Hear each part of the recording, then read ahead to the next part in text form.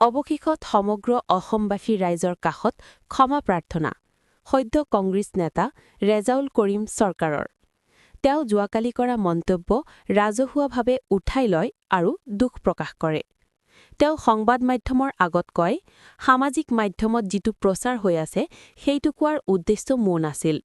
মোৰ উদ্দেশ্য আছিল বৰ অসম গঢ়াৰ বাবে উদাহৰণ দিয়া সেইবাবে সেই মন্তব্য কৰিছিল ৰেজাউল কৰিম চৰকাৰে পিছে আজি এই মন্তব্য উঠাই লৈ ৰাজহুৱাভাৱে ক্ষমা বিচাৰে নেতাগৰাকীয়ে নিউজ ডেস্ক বিজনী ফাৰ্ষ্ট 24 যোৱাকালিৰ পৰা আজিলৈকে মই দেখি আছোঁ যে যোৱাকালি মই ভাৰতীয় জাতীয় কংগ্ৰেছত যোগদান কৰাৰ সময়ত যি বক্তব্য দিছিলোঁ সেই বক্তব্যটো আচলতে এখন বৰ অসম গঢ়াৰ কথা কৈছিলোঁ সমন্বয়ৰ কথা কৈছিলোঁ মিলাপ্ৰীতিৰ কথা কৈছিলোঁ তাতে এটা লাইন আছিলে তাতে এটা কথা কোৱা হৈছিলে যে শিৱসাগৰৰ উন্নয়ন ধুবুৰীত হ'ব লাগিব আৰু একেধৰণে শিৱসাগৰৰ ধুবুৰী শিৱসাগৰ হ'ব লাগিব এই কথাটোত আচলতে বহুতেই আপত্তি কৰিছে বহুতে বিভিন্ন ধৰণৰ এই কৰিছে কিন্তু এই কথাটো কোৱাৰ মোৰ লক্ষ্য আৰু উদ্দেশ্য এইটোৱে আছিলে যে আমি সকলোৱে মিলাপ্ৰীতিৰে সমন্বয়েৰে উন্নয়নেৰে আমি অসমখন আগুৱাই লৈ যাব লাগে তাত আচলতে মই শিৱসাগৰটো ধুবুৰী বনাই দিব লাগে ধুবুৰীটো শিৱসাগৰ বনাই দিব লাগে ধুবুৰীৰ মানুহ শিৱসাগৰত যাব লাগে তেনেকুৱা লক্ষ্য আৰু উদ্দেশ্যৰে মই কথাটো কোৱা নাছিলোঁ গতিকে এই ক্ষেত্ৰত যদি অসমবাসী ৰাইজে বা শিৱসাগৰবাসী ৰাইজে বা যোৰহাট হওক যোনেই নহওক যিসকলে দুখ পাইছে আচলতে মনত দুখ পাইছে যে যিহেতু মোৰ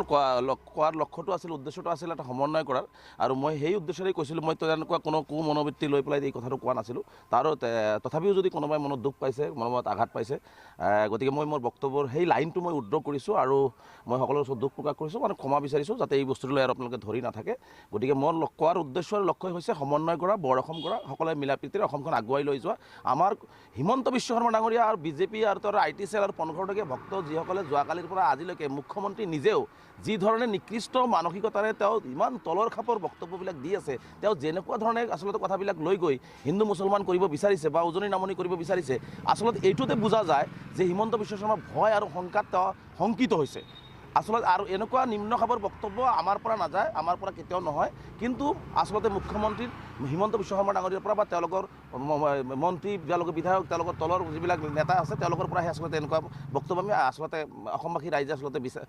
পায় দেখিবলৈ পায় গতিকে মুখ্যমন্ত্ৰী হিমন্ত বিশ্ব শৰ্মা ডাঙৰীয়াক মই কৈছোঁ যে এনেকুৱা ধৰণৰ নিকৃষ্ট মানসিকতাৰ পন্থা বাদ দি সকলোকে লৈ আগবাঢ়ি যাবৰ কাৰণে তেওঁ চেষ্টা কৰক আৰু অসমৰ মাজত তেওঁ বিভাজন তেওঁ যদি বিভাজন কৰিব বিচাৰিছে তেনেকুৱা নিকৃষ্টতম বিভাজনৰ পৰা তেওঁ বিৰত থাকক আচ্ছা এই মন্তব্যক লৈ কিন্তু দেৱব্ৰত চেতিয়া বিৰোধী দলপতি তেওঁ কিন্তু এটা প্ৰতিক্ৰিয়া প্ৰকাশ কৰিছে যে এই মন্তব্যটো আপুনি যিটো কৰিছে এইটো দুৰ্ভাগ্যজনক বুলি আখ্যা দিছে কিন্তু চাওক মই প্ৰথমতে কৈছোঁ যে মোৰ বক্তব্যটো কোৱাৰ লক্ষ্য আৰু উদ্দেশ্যটো মোৰ আছিল ভাল মই কোনো ধৰণৰ তেনেকৈ বেয়া মনোভাৱেৰে বেয়া উদ্দেশ্যৰে মই কথাটো কোৱা নাছিলোঁ গতিকে হয়তো লাইনটোত য'ত বক্তব্যৰ লাইনটোত হয়তো শব্দ চয়নত হয়তো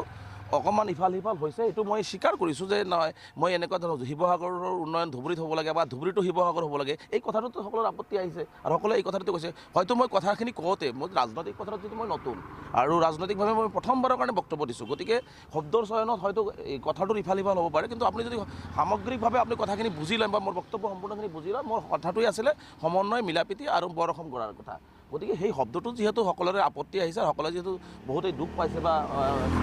বিষয়টো মানে কৰিছে গতিকে সেইকাৰণে মই সেই লাইনটো মই উদ্ধৃত কৰিছোঁ আৰু এই বক্তব্য সেই লাইনটোক লৈ যদি